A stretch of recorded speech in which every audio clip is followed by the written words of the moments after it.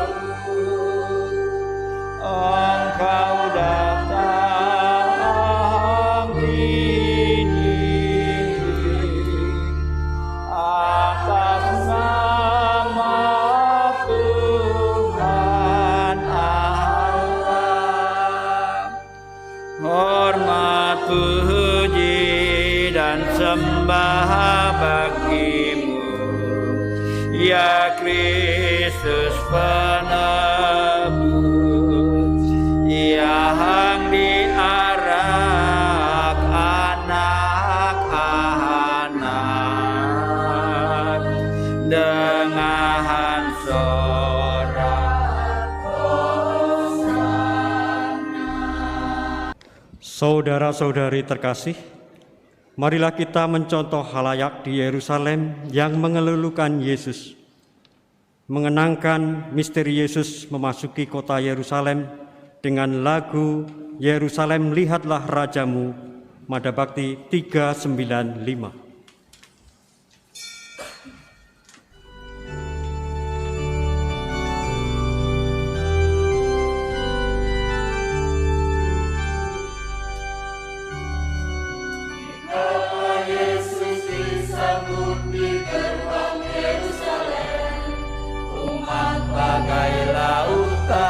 Dengan palma di tangan, dikala Yesus disambut di gerbang Yerusalem, umat bagai lautan dengan palma di tangan, gemuruh sorak dan sorai Kristus Raja damai.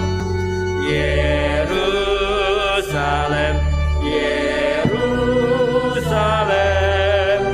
lihatlah rajamu.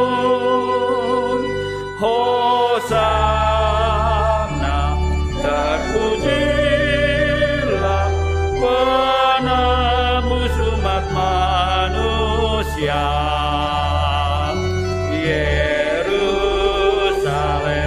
Yerusalem, lihatlah rajamu. Hosana, terpujilah penebus umat manusia. Kita juga berdoa untuk kedamaian negara kita. Sebagaimana kita tahu tadi pagi ada gangguan keamanan. Semoga mereka semua senantiasa diingatkan untuk menjaga kebersamaan sebagai satu saudara. Marilah kita berdoa. Allah Bapa Maha Kudus dan Kekal, menurut rencanamu Engkau mengutus putramu Sang Penyelamat kami menjadi manusia yang menderita sengsara hingga wafat di kayu salib untuk mematahkan kuasa kedosaan kami dan memberi teladan kerendahan hati kepada kami. Perkenankanlah kami mengikuti jejaknya agar kami dapat menikmati kebangkitan bersamanya di surga. Sebab dialah Tuhan dan pengantara kami yang hidup dan berkuasa bersama Dikau dalam persatuan Roh Kudus, Allah sepanjang segala masa. Bapak Ibu, saudara sekalian yang terkasih, mengawali perjalanan kita pada pekan suci ini, kepada kita disajikan dua peristiwa yang begitu kontras. Yang pertama, peristiwa Yesus yang memasuki kota suci Yerusalem, yang disambut dengan penuh sukacita, penuh dengan kemeriahan, teriakan puji-pujian Hosana Putra Daud. Tetapi begitu memasuki perayaan Ekaristi ditandai dengan doa pembuka, suasana kemeriahan itu langsung berubah. Karena Minggu Palma bukan hanya mengenangkan Yesus yang masuk kota suci Yerusalem, tapi Minggu Palma juga adalah Minggu Sengsara Tuhan, di mana pada hari ini kita diajak untuk mulai secara lebih mendalam merenungkan sengsara Tuhan. Itu sebabnya di dalam perayaan misa ini sudah tidak ada lagi lagu-lagu terpuji Raja Kristus, Kristus Jaya dan sebagainya. Yang ada adalah kenangan akan sengsara Tuhan yang semakin diperkuat dengan dibacakannya kisah sengsara Tuhan tadi. Dua hal yang sangat berbeda. Di dalam peristiwa ini juga, dalam kisah sengsara juga, mulai dari Yesus masuk Yerusalem sampai dikisahkan dalam kisah sengsara tadi Yesus wafat. Di sana kita menemukan ada begitu banyak pribadi yang muncul. Dan masing-masing pribadi memiliki karakternya yang berbeda-beda. Yang tadi dibacakan itu kan versi singkat. Memang sangat singkat, apalagi hanya dibaca. Biasanya kalau Minggu Palem kan dinyanyikan. Ambilnya yang panjang lagi. Sudah panjang dinyanyikan. Maka seringkali terasa melelahkan. Kali ini diambil versi singkat. Langsung ketika Yesus itu dijatuhi hukuman mati oleh Pilatus. Tidak dikisahkan sejak perjamuan Yesus di Taman Getsemani dan sebagainya. Kalau kita baca lebih lengkap, itu akan lebih sambung. Peristiwa Yesus masuk kota suci Yerusalem, perjamuan, lalu sengsara Tuhan sampai wafatnya. Ada begitu banyak pribadi muncul di sana. Tentu kita belajar pertama-tama adalah pribadi Yesus, yang dengan kekuatan cintanya memberanikan diri masuk kota suci Yerusalem, kendati murid-muridnya sudah banyak yang mengingatkan, Yesus jangan masuk ke sana. Beberapa waktu yang lalu kamu tuh hampir mati di sana, hampir dirajam di Yerusalem. Tapi Yesus enggak. Mari kita tetap pergi ke Yerusalem. Sebab di sanalah rencana keselamatan Allah itu akan digenapi. Lalu muridnya itu kan ada yang mangkal. Dan menjawab apa? Ya wis lah, yo meng Yerusalem wis mati sisan nang kono. Lihat, Yesus mempunyai cara pandang yang sangat berbeda dengan muridnya.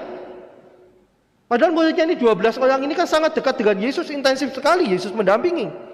Bagi Yesus, Yerusalem bukan sekedar penderitaan, tapi penderitaan di Yerusalem itu adalah puncak pemenuhan karya keselamatan yang harus dipenuhinya.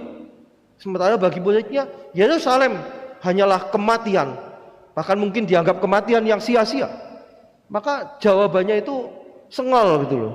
Ya wis lah, nebungan sisan mati sisan nang kono.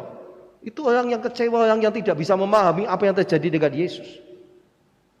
Pribadi Yesus yang penuh cinta, yang berani mengorbankan segala-galanya demi cinta itu.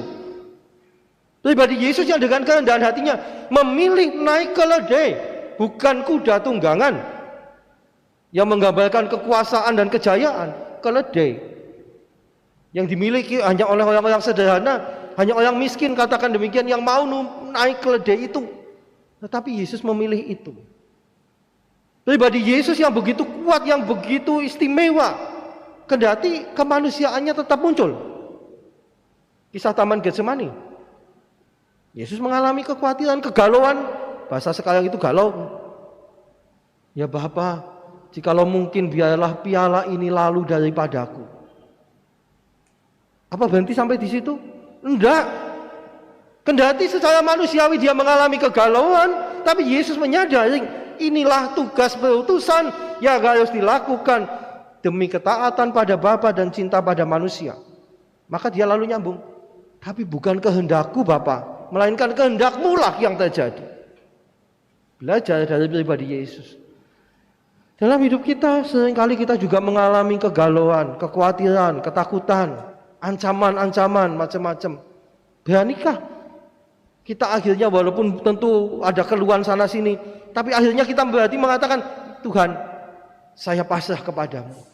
Terjadilah apapun yang menjadi kehendakmu di dalam hidupku ini. Sebuah kepasrahan bukan kepasrah bongkoan, tetapi sebuah keterbukaan untuk menerima apapun rencana Allah, kendati itu menyakitkan, kendati itu mungkin tidak mudah untuk kita lewati. Beranikah kita melakukan seperti itu? Kita bisa belajar dari pribadi murid-muridnya juga. Pengalaman kejatuhan yang dialami oleh murid-muridnya yang meninggalkan dia. Di antara 12 murid ada macam-macam jenis. Petrus sampai menyangkal, tapi dia kembali membangun kesetiaan kepada Yesus. Sementara Yudas dengan keputusasaannya akhirnya bunuh diri. Lihat, pribadi-pribadi yang kita bisa belajar dari sana. Tetapi saudara sekalian, jangan lupa, di antara pribadi-pribadi itu saya merasa ada sesuatu yang menarik. Bapak Ibu saudara sekalian yang punya latar belakang budaya Jawa kenal dengan tokoh pewayangan yang namanya Sengkuni. Semoga masih kenal. Nah, itu anak-anak yang nggak kenal Sengkuni nanti pulang ke rumah buka Google, di googling Sengkuni ngono ki. Jajal metune apa? Dalam kisah pewayangan, Sengkuni ini adalah tokoh antagonis, tokoh yang oportunis. Dia bisa melakukan apapun, bahkan hal-hal yang jahat sekalipun, dia tahu itu salah, dia tahu itu jahat, tapi dia lakukan untuk mencapai tujuannya. Maka gampang mencela-mencele.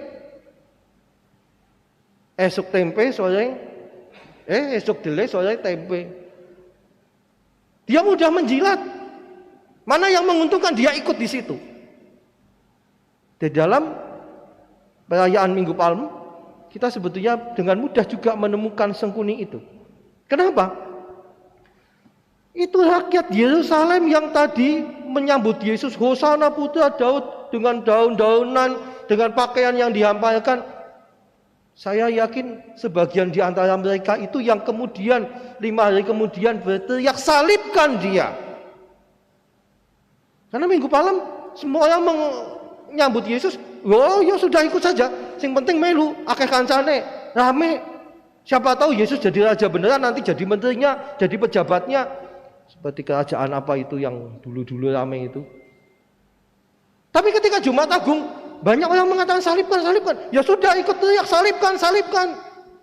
Ini kan orang yang oportunis. Orang yang hanya cari keuntungan pribadi saja. Orang yang mungkin menjadi penjilat karena tidak punya prinsip yang jelas. Yang penting untung. Saudara sekalian, kita mesti waspada juga. Sengkuni itu, sifat-sifat sengkuni itu sebetulnya ada juga dalam pribadi-pribadi kita. Karena kita bukan orang yang sempurna, yang maha suci, yang maha baik. Maka kita mesti hati-hati. Kalau kita waspada, sifat kesengkunian itu bisa kita kalahkan, kita kendalikan. Tapi kalau kita tidak waspada, maka kita pun akan menjadi sengkuni-sengkuni pada zaman ini. Yang ada lalu timbul kekacauan di mana-mana. Tadi jam 10 itu ada bom, wong dolanan bom itu ya, di Katedral Makassar. Saya tidak tahu apakah itu ngefek ke kita. Karena ini bangkunya lalu sebagian melompong. Ojo-ojo sing wis daftar melu misa minggu palem kok weden mbok dibom. Lalu wis lah nonton wae melu YouTube. Nah, bisa jadi. Ini kan orang yang oportunis sekali, orang yang hanya mencari keuntungan pribadi, lalu mengorbankan banyak orang yang tidak tahu apa-apa. Hati-hati, bisa jadi kita begitu juga. Karena apa? Kalau kita membiarkan sifat kesengkunian itu muncul menguasai diri kita, maka sia-sialah pengorbanan Yesus. Dia sudah berkorban banyak untuk keselamatan kita, menolong kita, membebaskan kita dari dosa. Tapi kita dengan mudahnya membiarkan kedosaan itu dalam wujud sifat kesengkunian itu muncul menguasai diri kita. Maka saya ingin mengajak, ini kan awal minggu pekan suci. Memasuki pemenungan nanti itu hari suci Kamis Putih, Jumat Agung, malam Paskah sampai Paskah. Mari kita lebih mengolah lagi. Semakin dekat Paskah, semakin dalam pengolahan hidup rohani kita. Supaya nanti kalau kita merayakan Kamis Putih, perjamuan Tuhan menjadi perjamuan cinta kasih, pelayanan yang rendah hati bagi kita. Kalau kita kenangkan sengsara Tuhan, Jumat Agung, kita bukan menangisi Tuhan, tapi seperti Yesus, tangisilah dirimu sendiri dan anak-anakmu. Kalau nanti kita ikut malam Paskah, bukan nonton Yesus yang bangkit, tapi kita ambil bagian dalam kebangkitannya. Tahun ini adanya jalan salib seperti tahun lalu, tapi masih mending jalan salibnya dibuka umum. Tahun lalu kan streaming saja. Tapi tahun-tahun sebelumnya ada tablo biasanya. Pada saat tablo itu kalau yang main baik, itu banyak ibu-ibu menangis. Bukan hanya senggak-sengguk tok, tapi bantai lemuni nangis itu. Saya tanya, Bu, kenapa nangis? Aduh, mau kasihan sekali ya Tuhan Yesus dipukuli.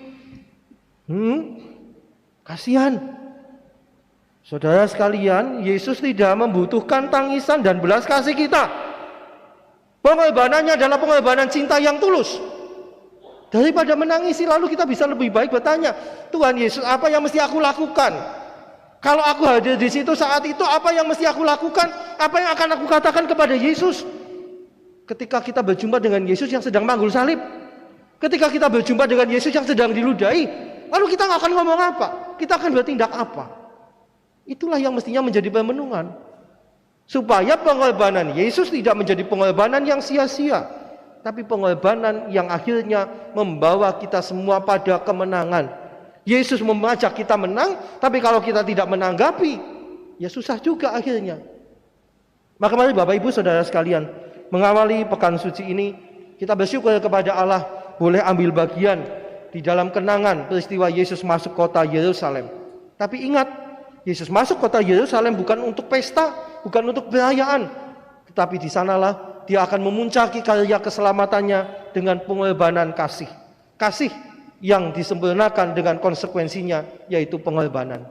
Semoga menungan pada Minggu Palma ini sungguh membawa kita semakin dalam, semakin dekat dengan Yesus, sehingga akhirnya kita juga ambil bagian dalam kebangkitannya nanti. Amin. Marilah kita berdoa.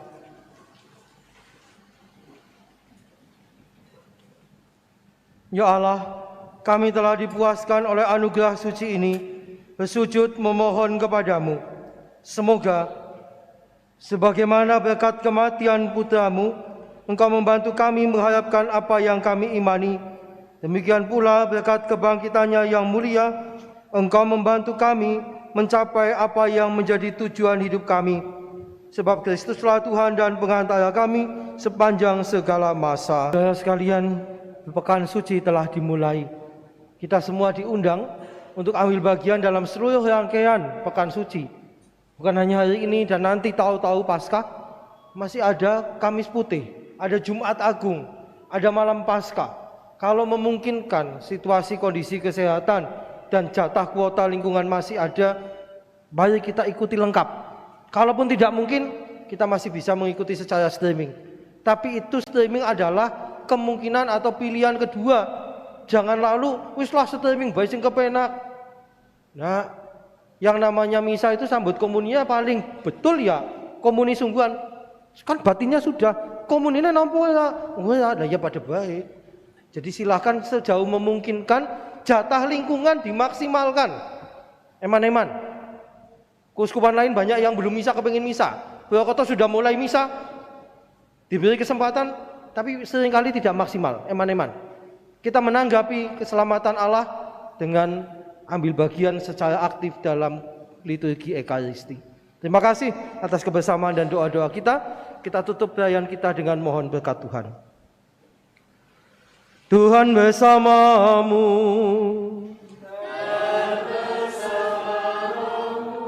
Kita sekalian, keluarga kita dan semua yang berkehendak baik, senantiasa dibimbing, dilindungi, diberkati Allah yang Maha Kuasa, Bapa dan Putra dan Roh Kudus. Amin. Saudara sekalian, dengan demikian perayaan kita sudah selesai. Pergilah, kita semua diutus.